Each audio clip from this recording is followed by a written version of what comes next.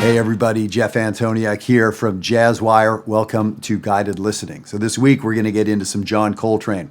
I want to thank you for all the subscriptions, all the people that especially are leaving comments on the guided listening videos that I do, the past Digging Deeper Jazz videos.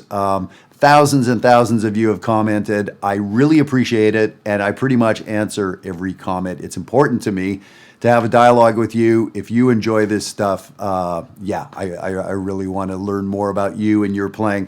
And certainly adult musicians, that's who I'm trying to talk to. Folks who are playing on the side, decided smartly perhaps to do something else for a living, but are still great players. I was actually at the Jazz Education Network conference last week. It was in Atlanta. I was there with about 4,000 or 5,000 of my friends. And I performed and presented some workshops and things like that. And I just saw so many people in love with this music. And I dig that for sure. So we're going to be listening to a tune today called Equinox, a minor blues from the Coltrane's Sound album. And so it's John Coltrane on saxophone, tenor sax. It's McCoy Tyner on piano. It's Elvin Jones on drums, Steve Davis on bass. And this is 1960, I believe, this particular recording. It's a song that we're actually going to be working on at the Winter Summit, which is coming up on January 31st, 2025. It's 3 days in a row, but you can sign up for just one day if you want. It's a Friday, Saturday, Sunday, virtual, online, very powerful. I've done a lot of these, and they really work great. If you can't do all 3 days, you can do one day. So, check it out. But I've been practicing this song. I've been working on this song. It's such a simple tune. But as I get into the music and how Coltrane's playing over it, it's deep. So we're going to listen to some of that right now. So before we jump in, it's a minor blues. So think about what's usually going on with the drums, just swinging away, right? Think about the bass, walking the bass. That's what we do in jazz, right? Think about the comping. The comping is sort of free comping that supports the soloist or the melody. So whatever you have in mind with that. Now we're going to jump into this song, this performance, and there's some surprising things that are going on. Here we go.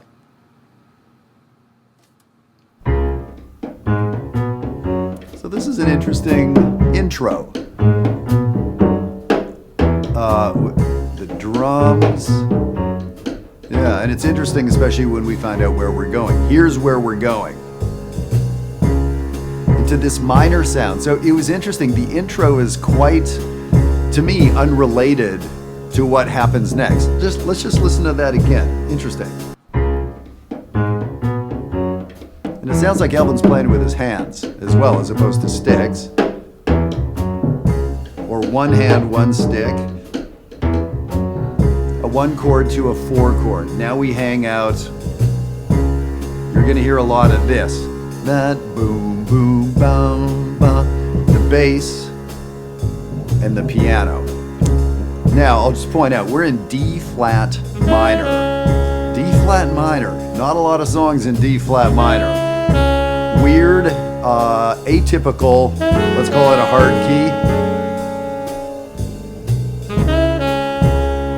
This is our melody. A very simple melody. It has 5 notes in it, and they're mostly chord tones. 5, 3, 1. Don't make me sing. 5, 3, 1. Really simple theme, and the cool thing is this underlying rhythm that's happening behind the head. Here's the thing. It never stops. Steve Davis never walks the bass. Listen to the piano comping with that rhythm. 1, the and of 2, 1 and 2, and 3, 4, and then beat 4. The 3 part of the 3-2 clave, or 2-3 clave. You know what? I want to go back again. Let's go back.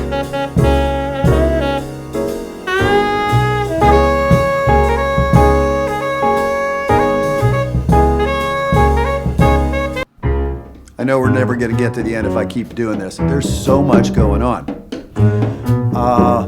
So we have that recurring bass. Listen to Elvin Jones' cymbal all the way through and how, even though he's playing the kind of traditional ride pattern, dang, dang, dang, dang, dang, embellishing that, but how he's bringing out the bass part in his ride cymbal. Nowhere else. I'm not talking about fills or snare drum or anything. So he's swinging, dang, dang, dang, dang, dang, dang, dang, dang, dang. It's really deep. Inside just that one instrument he's playing, he has the song, he has the accompaniment, the melody inside the ride cymbal. Deep, deep. We hear Elvin Jones doubling the bass line in the left hand. So this isn't, bebop. Charlie Parker's been gone, 3 or 5 years at this point. This doesn't really sound like Billy's Bouncer, Now's the Time, right? This is a different thing. So this is our melody. So now Coltrane goes into his solo. You're going to hear a lot of 2-note groupings. A lot of repeated notes. Those two. Repeated notes. 2 notes. 2 notes. 2 notes. 2 notes. 2 notes. 2 notes. Repeated notes. All the way through. 2 notes. Changing the 2 notes, but 2-note groupings. And some other stuff as well. In this last 4 measures, that's where he tends to play more traditionally. But now here, 2 notes. 2 pitches.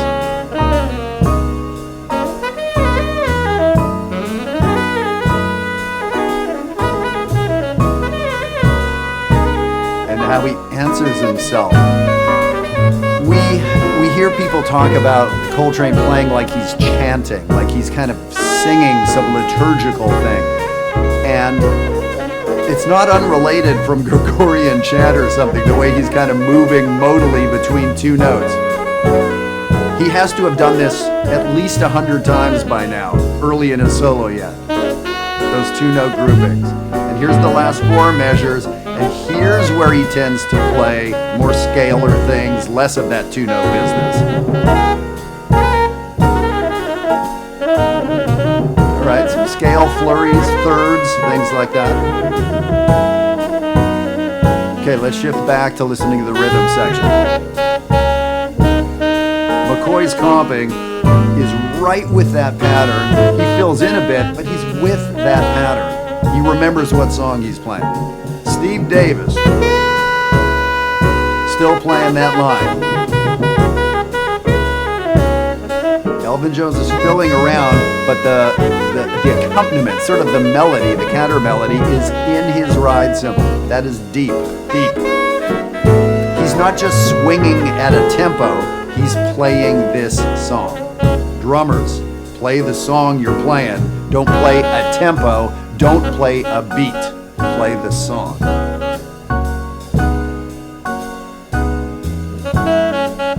And again with the ba-da-da-da-da, 2-note groupings and repeated notes. That's what Trane is doing on this solo. That's at least 80 or 90% of this solo.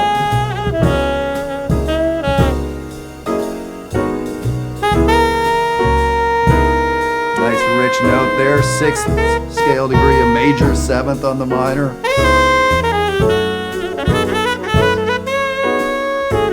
We're starting to hear some of those flurries that Coltrane would be developing over the next 5, 6, 7 years. Starting here. So there's energy to his playing, but the song never takes off. It's like a mood piece. It's a tone poem. It doesn't really, it got energetic, but man, it could have gone 8 times further, and it didn't. Why? Because the bass part isn't moving there. So the bass, that recurring rhythm, is sort of holding us back, which I think is cool. They made this decision. I'd love to know if Trane said, look man, don't walk, don't ever leave this. I want it to kind of have this trance-like thing going on. Okay, and so McCoy, a lot of repeated notes as well to start his solo. Nice motivic ideas, circling back to his first idea.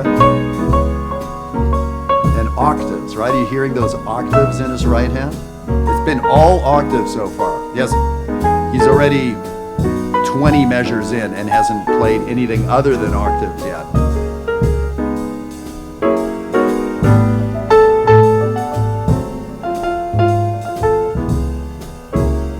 We can hear Elvin's cymbal a little better here. Tang, tang, tang, tang, tang, tang, tang, tang. And then he's more free, so that happens in measure 1, and then he's more free in measure 2 where there isn't rhythmic information.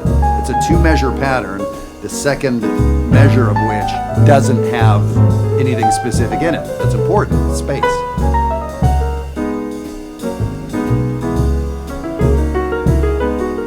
Cool diatonic triads. Boobadoo, boobadoo, boobadoo. Repeats himself, which is good, by the way. Repeating yourself, that's good. So again, if you know Coltrane's group, this could, they could be orbiting another planet by now on a minor blues, but it has this contained feel. It feels, and right there, it kind of felt like McCoy's solo was over, but he kind of jumped in for a little bit more. It always fools me at that spot. It kind of feels like he was bringing it back down. Okay, fine. And so, of course, block chords now.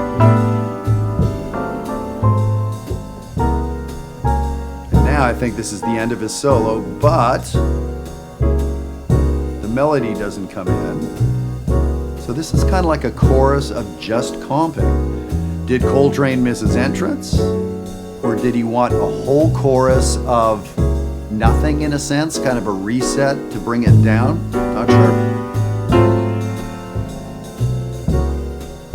And again, Steve Davis has played that same line for 8 minutes now. And if you're a bass player, you better love repetition because that's your gig. That's what you do. I think you're a drummer, right? Sure, we get to improvise around, but it's about creating a groove. How do you get a groove? By repeating a motion. Yep.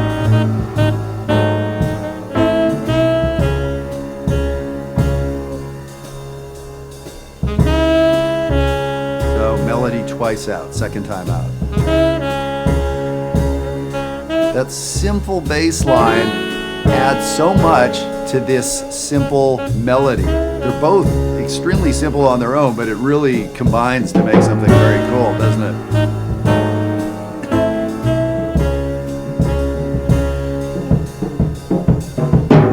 Tag ending, repeating the last 4 measures. Just one tag.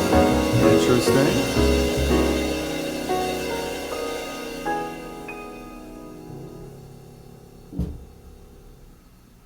Right, yeah, interesting. When we do a tag ending, if you're on a gig, if you're at a jam session, you haven't discussed how we're going to end the song, 3 times is the ubiquitous thing. What's written and then 2 more. They did what was written and 1 more. Interesting. Not, it would be interesting to know that discussion. Did they try it one way and try it the other? Were they literally running out of time for the album and they had to save 8 seconds by doing that? I've been in that situation. So yeah, sometimes we're trying to, save little bits of time, or he heard it that way. It'd be interesting. I'd love to know. I was expecting 3 times tag, even though I've heard this song 100 times or more. I was expecting the 3rd tag. All right. Yeah, isn't that fascinating, right? And so Coltrane's approach on that tune, I don't know if you've ever noticed that. And he does that a lot, kind of through this era. And it developed as he developed as a musician and a soloist and, his sound and everything. So many repeated notes and so many groupings of a pair of pitches going back and forth. Doesn't sound at all like Charlie Parker or Art Pepper or Sonny Stitt or Dexter Gordon or Hank Mobley, all of whom were playing at this time. They were taking that great bebop tradition, which Trane, was so fantastic at back in the 50s, and they were just developing those 8th note lines and being inside the changes and all that kind of stuff. This is a whole different way of playing. in 1960. So again, most of the jazz universe is kind of running that way, and Coltrane's kind of going off this way a little bit. Has that very distinctive Coltrane sound. Whether you've listened to a lot of Coltrane or maybe not a lot, but it sounds different, right? And maybe you dig it and maybe you don't, because it's different. And that's good. It's good to be different, especially when you're an artist, right? That's what sets you apart. Yes, you're going to alienate a bunch of people. Good, that's your job as an artist. If you're speaking to everybody, you're not an artist. By definition, as an artist, you're taking chances. You're taking a stance, and when you take a stance, people are going to disagree. If people don't disagree, you're not taking a stance, right? Very interesting. So I love it when I meet people who are like, yeah, I'm not into Coltrane. I don't get it. I don't like it. It sounds blah. It sounds this. It sounds that. I really kind of dig that, because I'm talking to somebody who has the, whatever it is, they'll stand up and say, it's like, I know I'm supposed to like Coltrane, but I kind of don't. And I love that. That means that person has, they know what they like. They know what they stand for. They've decided yes and no. They're nuts, because you got to like Coltrane. Yeah. I remember as a younger guy, there were some of the great players I just didn't hear. I didn't get it. And, over time, as I learned more, whether they ended up being my favorite player, it's like, oh my God, Sonny Rollins. Oh my God, Coltrane. Oh my God, Ornette Coleman. Like, fill in the blanks. And of course, I've got my favorites and my sweet spot. But, I'd encourage you to think about that's an artist's job, is to alienate people, would be a way to put it. And then when they find those people they're speaking to, that's kind of where it happens. And they run and they develop their language. So this is a great example, accessible example of someone playing in a very different style, rhythmically, melodically, phrasing. It's just really different. And when we listen to this stuff so many years later, we've kind of heard it all. So maybe we lose that perspective of like how wildly different this was, and frankly still is. All right. So hopefully you enjoyed that. Yeah, so that's a tune we're going to be working on at the Winter Summit. It's a 3-day event. I don't think I've even mentioned this, but folks are able to attend for 1 or 2 days. So if you don't have the resources or the time or the flexibility to attend all 3 days, jump in for 1 day. It's for all instruments, really all instruments except for drums. That doesn't, that won't be a great fit. But all other instruments, bass, drums, piano, horns, whatever you got, we'd love to work with you. So thank you. Hope you enjoyed that. And this whole album is fantastic. Wonderful listening to some Coltrane with you. Take care. Have a great week.